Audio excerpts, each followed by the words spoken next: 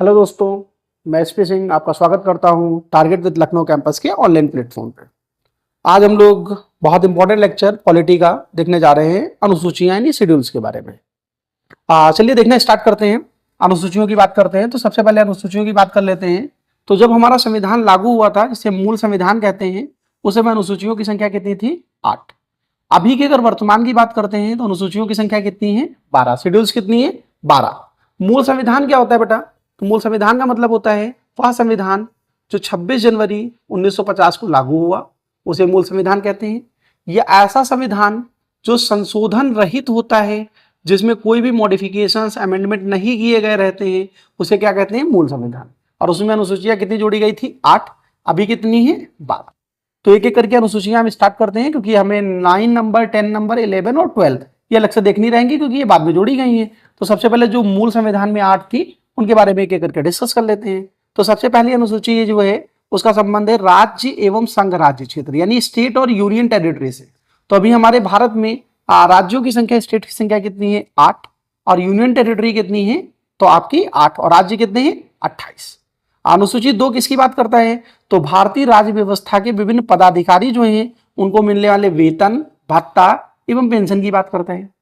अनुसूची 3 किसकी बात करता है? तो विभिन्न पदाधिकारियों द्वारा ली जाने वाली शपथ यानी ओथ की बात करता है। इसके अंतर्गत अपवाद रहेगा, यानी राष्ट्रपति जो है इसकी शपथ अनुसूची 3 के तहत नहीं आएगी। इसके लिए एक अलग आर्टिकल रहेगा, आर्टिकल 60।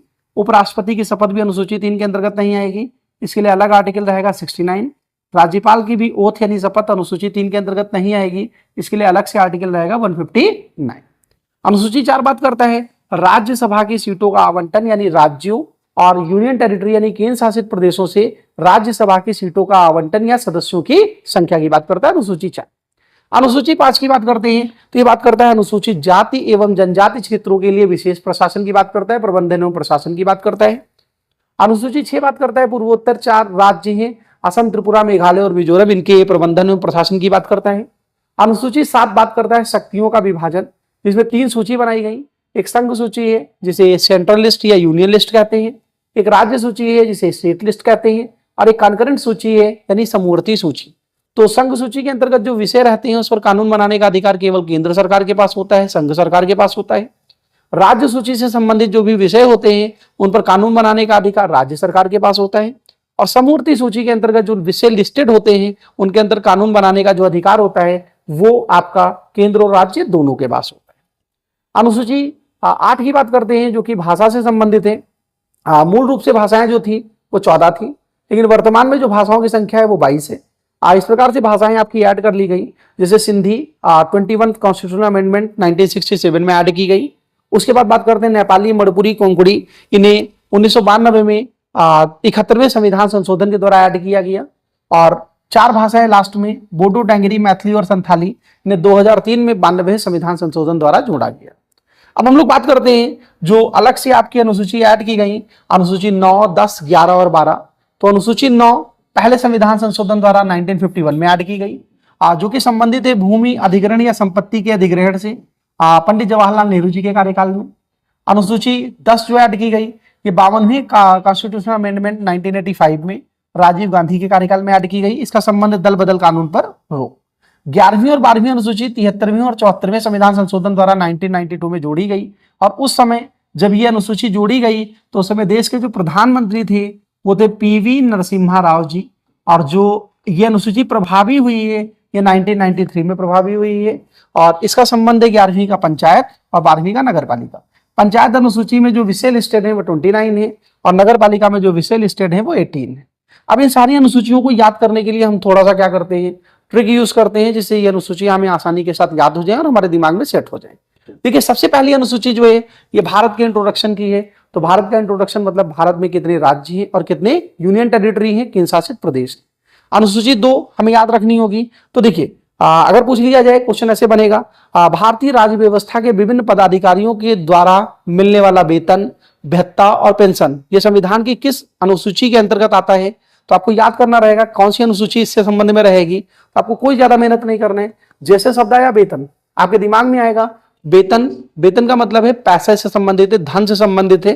तो सीधे सीधे आपके दिमाग में धन या पैसा जैसे दिमाग में स्ट्राइक करता है, अब धन में देखिए कितने अक्षर हैं, 2, तो आप तुरंत कहेंगे धन से संबंधित अनुसूची जो होगी वो दूसरी होगी।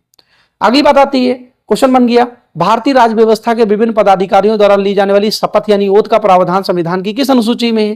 दिमाग में जैसी है शपथ तो आप तुरंत ही करेंगे 1, 2, 3, 3 अक्षर हैं तो शपथ वाली अनुसूची कौन सी होगी, अनुसूची 3। लिखा है राज्यसभा की सीटों का आवंटन संविधान की किस अनुसूची के अंतर्गत किया जाएगा।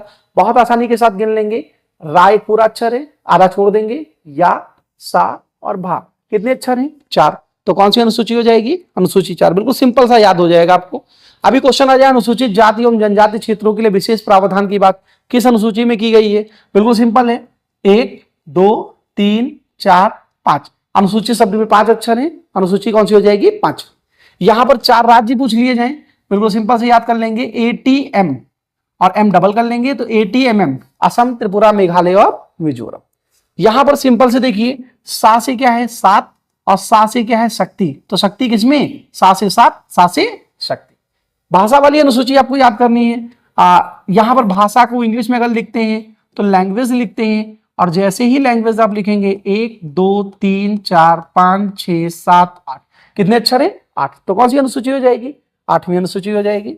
अब हम बात करते हैं नवी अनुसूची को कैसे याद रख सकते हैं। संपत्ति, सा, पा, ता, 1, 3 अक्षर, 4, 5, 6, 7, 8, 9, कितने अक्षर, 9, तो अनुसूची कौन सी हो जाएगी, नवी। दा से क्या होगा, 10, तो 10 में क्या है, दा से दल, इसे याद रखेंगे, कौन पहले आएगा, तो पंचनगर, पंचायत और फिर नगर पालिका। तो ये अगर ट्रिक आप यूज करते हैं, जैसे विभिन्न पदाधिकारियों को मिलने वाला वेतन, तो आपके दिमाग में क्या एग्जिस्ट करेगा, धन, पैसे से संबंधित है तो धन से दूसरी अनुसूची। शपथ, शपथ में कितने अक्षर हैं, 3, कौन सी अनुसूची, तीसरी अनुसूची। राज्यसभा में कितने अक्षर हैं, 4, कौन सी अनुसूची, चौथी अनुसूची। भाषा में कितने अक्षर हैं, लैंग्वेज 8, कौन सी अनुसूची, 8वीं अनुसूची। शक्तियों का विभाजन, सा से शक्ति, सा से 7, तो आपको बिल्कुल सिंपल सी चीजें समझ में आनी स्टार्ट हो जाएंगी। और एक बार अगर आप रिवीजन कर लेते हैं और थोड़ा सा नोट्स बना लेते हैं, अच्छे से कोशिश कर लेते हैं, तो अनुसूची आपके दिमाग में क्या हो सकती है, सेट हो सकती है। तो हम लोग मिलते हैं अगले वीडियो में नेक्स्ट पार्ट के साथ। तो अभी के लिए सभी का धन्यवाद।